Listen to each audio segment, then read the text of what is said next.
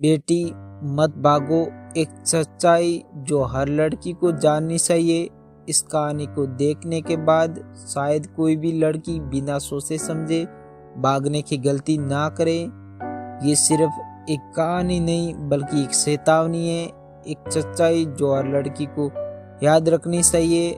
नमस्कार, अपनी कहानी को शुरू करते हैं। सपना, तुम सिर्फ मेरी हो, चलो भाग चलते हैं इस दुनिया से दूर जहाँ कोई हमें रोक न सके। राहुल की बातें सपना के कानों में मिश्री घोल रही थी। एक छोटे से कस्बे में पली बड़ी इस लड़की को लगता था कि उसका असली प्यार बस राहुल ही है। उसने हर वो सपना देख लिया था जो एक लड़की अपने प्यार के लिए देखती है। सपनों का घर, बेनताब प्यार और एक आजाद जिंदगी। लेकिन इस प्यार के रास्ते में एक दीवार थी, उसके माता पिता ने सपना से कहा, सपना तुम समझ क्यों नहीं रही, ये लड़का तुम्हारे लिए सही नहीं है। लेकिन सपना ने उसके पापा से कहा, पापा आप समझते क्यों नहीं, राहुल मुझे बहुत प्यार करता है। माता पिता लाख मना करते रहे लेकिन सपना के दिल और दिमाग पर सिर्फ राहुल का जादू छाया था। और फिर एक रात उसने सब कुछ छोड़ दिया। सपना अपने घर, अपने माता पिता, अपने बचपन की यादों को पीछे छोड़कर भाग गई। उसने सोचा था कि अब उसकी जिंदगी किसी परियों की कहानी जैसी होगी, लेकिन हकीकत कुछ और ही थी। शुरुआत में राहुल उसे रानी की तरह रखता, उसके साथ समय बिताता, लेकिन कुछ ही हफ्तों में वो सब बदलने लगा। राहुल तुम नौकरी कब करोगे, सपना ने एक दिन हिचकिचाते हुए राहुल से पूछा। तो राहुल ने जवाब दिया, अभी तो शादी हुई है, थोड़ा एंजॉय करते हैं ना। तो कहानी पसंद आ रही हो तो कहानी को लाइक कर दीजिए। दिन बीतते गए लेकिन एंजॉयमेंट सिर्फ राहुल का था। सपना की खुशियां अब गायब हो चुकी थी। धीरे धीरे प्यार के नाम पर मिले झूठे वादे लगने लगे, पैसा खत्म होने लगा, सपनों की जगह तनाव ने ले ली और प्यार की जगह अब झगड़े होने लगे।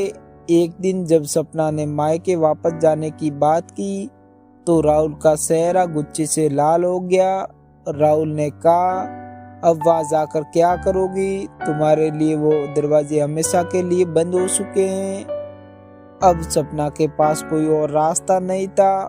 मायके से रिश्ता टूट चुका था, ससुराल वालों ने कभी सपना को अपनाया ही नहीं और राहुल अब वही इंसान नहीं था जिससे वो प्यार करती थी। एक दिन राहुल ने सपना से कहा, तुम किसी काम की नहीं हो, एक बेवकूफ लड़की जो घर छोड़कर मेरे लिए आई थी। राहुल की ये बातें अब तानों से बढ़कर गाली गलौज तक पहुंच चुकी थी। एक दिन जब राहुल ने हाथ उठाया तो सपना ने पहली बार महसूस किया कि उसने अपने ही पैरों पर कुल्हाड़ी मार ली थी। लेकिन ये कहानी यहीं खत्म नहीं हुई।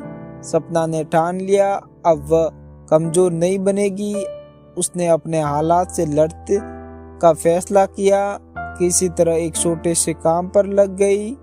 वह अब राहुल के अत्याचार सहने के बजाय खुद को बचाने के रास्ते ढूंढ रही थी। जब राहुल की बर्बरता हद पार करने लगी तो उसने आखिरी फैसला कर लिया, अब और नहीं। उसने पुलिस में शिकायत दर्ज करवाई, राहुल को गिरफ्तार कर लिया गया और अब सपना अपने माता पिता के घर के दरवाजे पर खड़ी थी। दरवाजा खुला और सामने उसकी माँ थी। माँ ने सपना से कहा, बेटा बहुत देर कर दी, लेकिन माँ का दिल हमेशा तुम्हारे लिए खुला है। सपना फूट फूट कर रो पड़ी। काश उसने पहले समझ लिया होता, माता पिता की नाराजगी प्यार की कमी नहीं बल्कि उसकी भलाई के लिए थी। नमस्कार, आपको ये कहानी पसंद आई हो तो वीडियो को लाइक करें, शेयर करें, कमेंट करें और चैनल को सब्सक्राइब करें। तो चलिए अपनी कहानी का अगला पार्ट स्टार्ट करते हैं। इस कहानी से हमें ये सीखने को मिलता है, सच्चा प्यार वह होता है जो आपको मजबूत बनाए, न कि आपको अपनों से दूर करे। कोई भी फैसला भावनाओं में बहकर न ले बल्कि उसकी सच्चाई को समझे। शादी से पहले अपने पार्टनर की जिम्मेदारियों और व्यवहार को अच्छे से परखे। माता पिता के विरोध को उनकी नफरत न समझे बल्कि उनकी चिंता को समझे। जीवन का हर फैसला सोच समझ कर ले, क्योंकि एक गलत फैसला आपकी पूरी जिंदगी बदल सकता है। जो लड़की घर से भाग कर जाती है वो सिर्फ घर नहीं बल्कि अपनी पहचान, अपने रिश्ते और अपनी सुरक्षा को भी छोड़कर जाती है। अगर इस कहानी ने आपका दिल छू लिया तो इसे उन सभी तक पहुंचाए जो इस कड़वी सच्चाई को समझना चाहते हैं।